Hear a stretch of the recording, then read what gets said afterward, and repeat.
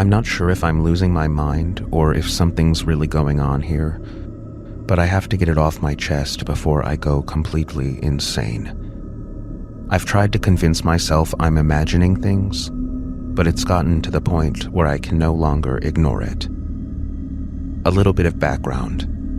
I'm a 28-year-old guy who lives alone in a small 2-bedroom house I bought last year. It's definitely not anything fancy. It's a basic house on a quiet street, built in the 70s. When I first moved in, I felt it was a little off, but didn't think anything of it. I've lived in apartments for years, and I was excited to have my own space.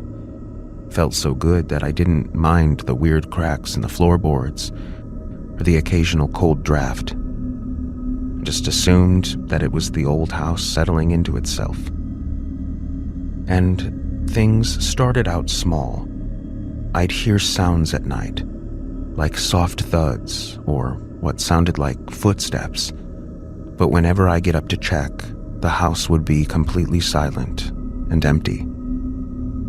I told myself it was the house making noises, the old wood, old pipes, things shifting and creaking. But then it started happening more and more often. One night, about 2 months ago, I was sitting on the couch watching TV when I heard it again. Clear footsteps. It wasn't like a floor creaking under the weight of someone walking. It was clear, distinct footsteps, pat, pat, pat, pat, coming from upstairs. I was completely frozen. I live alone. There should not be anyone else in the house. I grabbed a flashlight from the drawer and went upstairs, checking each and every room. But the place was empty. I even checked the attic, just in case someone had somehow gotten up there. But it was empty too. I told myself I was being paranoid, even though I knew something was off. And that night, I locked the doors, double-checked the windows, and went to bed. But I did not sleep well. For the next few weeks, it kept happening. Sometimes it would be in the middle of the night. Other times it would be when I was watching TV in the living room or sitting in the kitchen. But every time I'd look for the source of the noises, I would find nothing. No one. Everything was in its place. And yet I knew I heard them. Footsteps moving around upstairs and always in that same pattern. Pat, pat, pat. Like a person walking slowly and deliberately. And then came the morning I will never forget. I woke up to find something strange. I was lying in my bed when I noticed what appeared to be mud tracked across the floor by the door. But I knew I hadn't tracked anything inside, and my door had been closed all night. I immediately checked the locks, but they were secure. I checked every window in the house, but there was no sign of anything off. And that kept happening every morning after that. I kept finding muddy footprints by the door. At this point, I started getting seriously freaked out. I still hadn't told anyone personally because I didn't want to sound crazy. But then, I started hearing whispers. Like these quiet voices coming from inside my walls. I could never make out exactly what they were saying, but I know it sounds silly. It felt like they were talking about me. Other times I felt I heard a faint knocking at the door, but whenever I'd open it, there would be no one there. There was one night, I was sitting at the dining table, doing some work on my laptop, when I heard the footsteps again.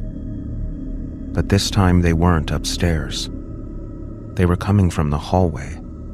Slow, measured, pat, pat, pat.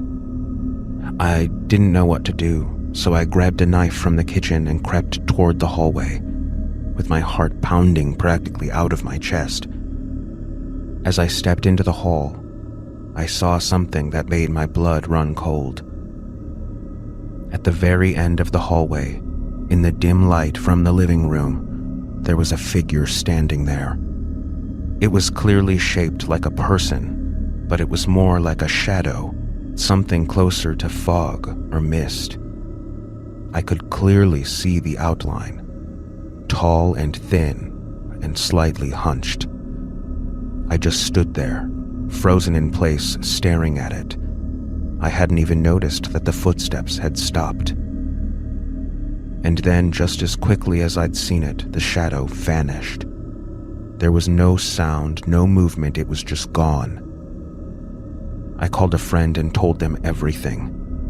I was a mess, shaking, barely able to talk. They rushed over right away and spent the night with me at my place. I was hoping they would tell me I was losing it, or that it was stress. But that night, my friend heard the footsteps too. They were just as clear as they'd always been. Pat, pat, pat. We went upstairs together, and there was something different in the air. But as usual, when we checked the whole place out, we found nothing. The next morning, my friend had to go, and I was left alone again. I started cleaning up in the living room, just trying to keep myself busy, and I found something under the couch. It was a small old book, like a children's book, something you'd find at an old vintage store. It was dusty with yellow pages, and there was something weird written on the cover. The letters were faded, but I could still read the words. For the lonely one. I opened the book, and the first page was blank, but the second page wasn't. There was another message written on it, in messy handwriting. They won't leave until you join them. I didn't understand what it meant, but I had a sick feeling in my stomach, like I'd just found a piece of the puzzle, even though I had no idea where it would fit yet. I did some researching online that night, trying to find out anything about the house or its history or any other strange occurrences.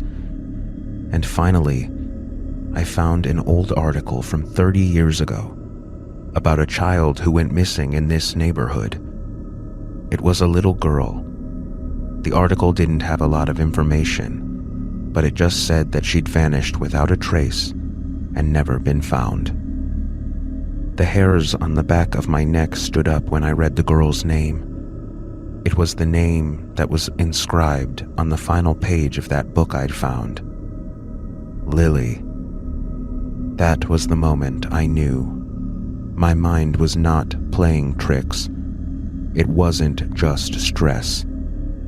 I had been living with something else in that house, and it wasn't going to leave until I did. I decided to start packing the next day. I didn't care about the house or anything else anymore. I couldn't stay there any longer. I don't know what was going on, but I'm done. The house is still there, sitting empty. I guess waiting for the next person to come along. But it won't be me. I won't be back. And if you ever get a weird feeling about a house, trust it. Because sometimes the things that walk through your home don't come in from the outside. They've actually been there all along, waiting for you.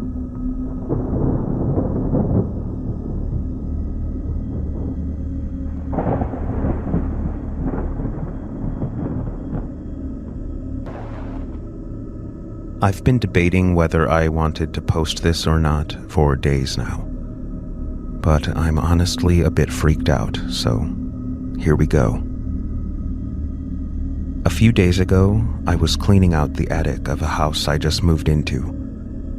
It's an old place, I think about 100 years old, and there's a lot of junk up there left by previous owners. Stuff I'm not sure what to do with at all. So I've been sorting my way through it bit by bit. I'd already found a bunch of weird things.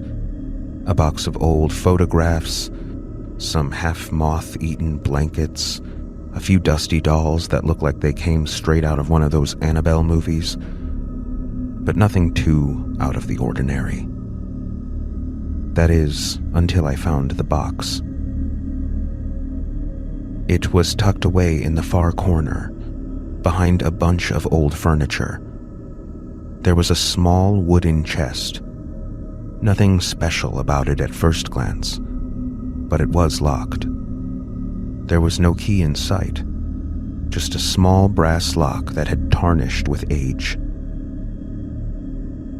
I didn't really think much of it at first, but then curiosity got the best of me. I had a small crowbar nearby from prying open an old dresser, so I used that to force the lock open. Inside, there were a few odd items: an old leather-bound journal, some brittle newspaper clippings, and, well, what appeared to be a mannequin head.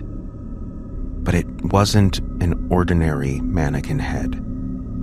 It was perfectly human-sized, with skin that was slightly too pale and slightly too smooth, almost a waxy texture. The face was completely blank, with no features at all. Just a smooth, featureless dome. I can't explain it, but even though it didn't have facial features, it felt like it could have really been someone's head. I wanted to look away, but I couldn't. I don't know why. Anyway, eventually I took the journal and newspaper clippings downstairs to look at a little bit later, and left that weird mannequin head up in the attic. But something weird happened later that night. When I was lying in bed, almost asleep, I started to hear footsteps up above me, like someone was walking around in the attic. I told myself it was the house settling, I know, cliché, but the sound was too distinct. It sounded exactly like someone was pacing up there. And then I heard something else. It was a soft scraping noise, like someone, dragging their nails across the floor above me. Needless to say, I didn't sleep that night. The next morning, I reluctantly went back up in the attic to check. When I opened the door, I froze. The mannequin head was not sitting where I had left it. I swear to God, the chest was still open right there before me, but it was completely empty. I've been sleeping with the lights on ever since. I need to know if I'm losing my mind or if this thing is real. I don't know what the hell I found up there or why it's doing this, but I have a feeling that it's not done with me yet.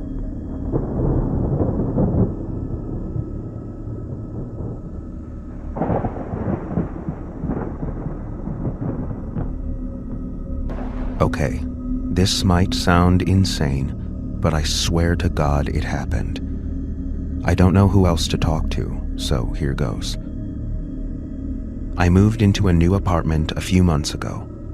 It's a small place, kind of run down, but it's all I could afford at the time. The building is old, probably built in the 50s or 60s, with that creaky floorboard charm and the smell of stale air that you only get in places that haven't been updated in decades.